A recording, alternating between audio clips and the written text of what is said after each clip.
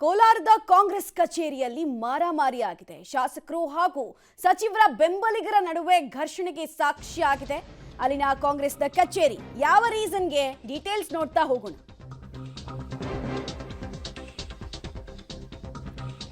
Flex ವಿಚಾರವಾಗಿ ಎರಡು ಬಣಗಳ ನಡುವೆ ಹೊಡೆದಾಟ ಬಡದಾಟ ಆಗಿದೆ ಅನ್ನೋದು ಗೊತ್ತಾಗ್ತಾ ಇದೆ. ಜಿಲ್ಲಾ ಕಾಂಗ್ರೆಸ್ನ ಕಾರ್ಯಾಧ್ಯಕ್ಷ ಊರ್ಬಾಗ್ಲು ಶ್ರೀನಿವಾಸ್ ಮೇಲೆ ಏಕಾಏಕಿ ಹಲ್ಲೆ ಕೂಡ ಆಗಿದೆ. ಶಾಸಕ ಕೊತ್ತೂರು ಮಂಜುನಾಥ್ ಅವರ ಬೆಂಬಲಿಗರಿಂದ ಹಲ್ಲೆ ಆಗಿದೆ ಅನ್ನೋ ಆರೋಪ ಕೇಳಿ ಬರ್ತಾ ಇದೆ.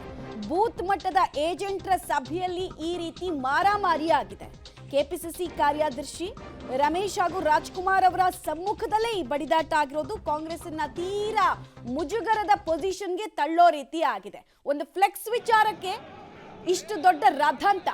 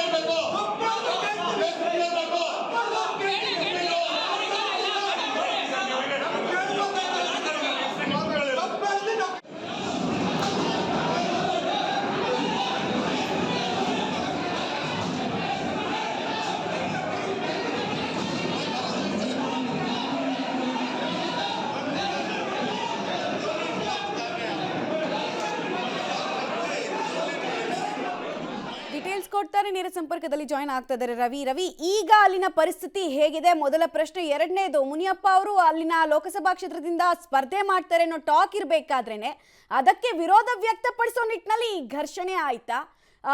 ಅಲ್ಲಿ ಸಂಸದರು ಹಾಗೂ ಶಾಸಕರ ಬೆಂಬಲಿಗರ ನಡುವೆ ಸಂಬಂಧ ಹಳಸಿದೆ ಅನ್ನೋದಕ್ಕೆ ಈ ಘರ್ಷಣೆ ಆಯ್ತಾ?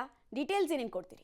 ಖಂಡಿತ ಮಮತಾ, ಇದು 100% ಸತ್ಯ ಅಂತಲೇ ಹೇಳ್ಬೋದು. ಯಾಕಂದರೆ ಮೊದಲಿನಿಂದಲೂ ಕೂಡ ಮುನಿಯಪ್ಪ ಬೆಂಬಲಿಗರು ಮತ್ತೆ ಮಹಾಗಠಬಂಧನ್ ಏನಿದೆ, ಈ ಘಟಬಂಧನ್ ಮಧ್ಯೆ ಒಂದು ರೀತಿಯ ವಾದ ವಿವಾದ ಗಲಾಟೆ ಇದು ಪ್ರತಿನಿತ್ಯ ಅನ್ನೋದಕ್ಕಿಂತ ಪ್ರತಿ ಚುನಾವಣೆಯಲ್ಲೂ ಕೂಡ ನಡೀತಾ ಇರ್ತಕ್ಕಂಥದ್ದು. ಅದರಲ್ಲೂ ವಿಶೇಷವಾಗಿ ಇವತ್ತು ಬೂತ್ ಲೆವೆಲ್ ಏಜೆಂಟರ ಸಭೆಯನ್ನು ವಿಧಾನ ಪರಿಷತ್ ಸದಸ್ಯರಾದಂಥ ರಮೇಶ್ ಹಾಗೂ ರಾಜ್ಕುಮಾರ್ ಅವರ ನೇತೃತ್ವದಲ್ಲಿ ಕರೆಯಲಾಗುತ್ತೆ.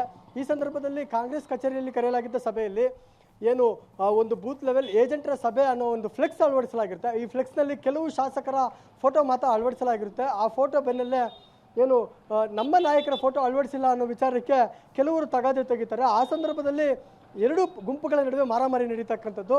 ಅದರಲ್ಲೂ ವಿಶೇಷವಾಗಿ ಏನು ನೀವು ಲೋಕಸಭಾ ಚುನಾವಣೆ ಸಮೀಪಿಸ್ತಾ ಇದ್ದಂತೆ ಈಗಾಗಲೇ ಮುನಿಯಪ್ಪನವರು ಕೂಡ ಒಬ್ಬ ಆಕಾಂಕ್ಷಿ ಆಗಿರ್ತಕ್ಕಂಥದ್ದು. ಇನ್ನೇನು ಅವರು ಕೂಡ ನಾನು ಸ್ಪರ್ಧೆ ಮಾಡ್ತೀನಿ ಅನ್ನೋವಂಥದ್ದು ಹೈಕಮಾಂಡ್ ಸ್ಪರ್ಧೆ ಮಾಡ್ತೀನಿ ಅನ್ನೋ ಒಂದು ಅಭಿಪ್ರಾಯವನ್ನು ಕೂಡ ಈಗಾಗಲೇ ವ್ಯಕ್ತಪಡಿಸಿರ್ತಕ್ಕಂಥದ್ದು.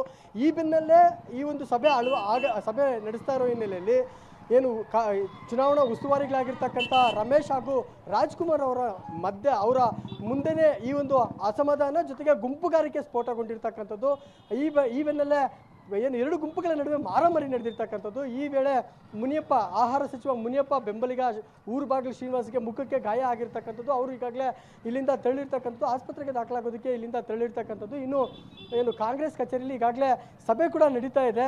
ಅಂದರೆ ಅಭಿಪ್ರಾಯ ಸಂಗ್ರಹ ಮಾಡೋದು ಜೊತೆಗೆ ಏಜೆಂಟರನ್ನ ನೇಮಕ ಮಾಡ್ತಕ್ಕಂಥದ್ದು, ಕಾಂಗ್ರೆಸ್ ಬೂತ್ ಲೆವೆಲ್ ಏಜೆಂಟರನ್ನ ನೇಮಕ ಮಾಡುವಂಥ ಪ್ರಕ್ರಿಯೆ ಈಗ ನಡೀತಾ ಇರ್ತಕ್ಕಂಥದ್ದು. ಅದರಂತೆ ಈ ಸಭೆಯಲ್ಲಿ ಸದ್ಯಕ್ಕೆ ಇನ್ನೂ ಗೊಂದಲಗಳು ಸೃಷ್ಟಿ ಆಗ್ತಾ ಇರ್ತಕ್ಕಂಥದ್ದು. ಯಾಕಂದರೆ ಮುನಿಯಪ್ಪ ಬೆಂಬಲಿಗರ ಜೊತೆಗೆ ಶಾಸಕ ಕೊತ್ತೂರು ಮಂಜುನಾಥ್, ನಜೀರ್ ಅಹಮದ್, ರಮೇಶ್ ಕುಮಾರ್ ಬಣದ ಮಧ್ಯೆ ಈಗಾಗಲೇ ಗೊಂದಲಗಳು ಪ್ರತಿ ಚುನಾವಣೆಯಲ್ಲೂ ಕೂಡ ಈ ಗೊಂದಲಗಳು ನಡೀತಾನೆ ಇರ್ತದೆ.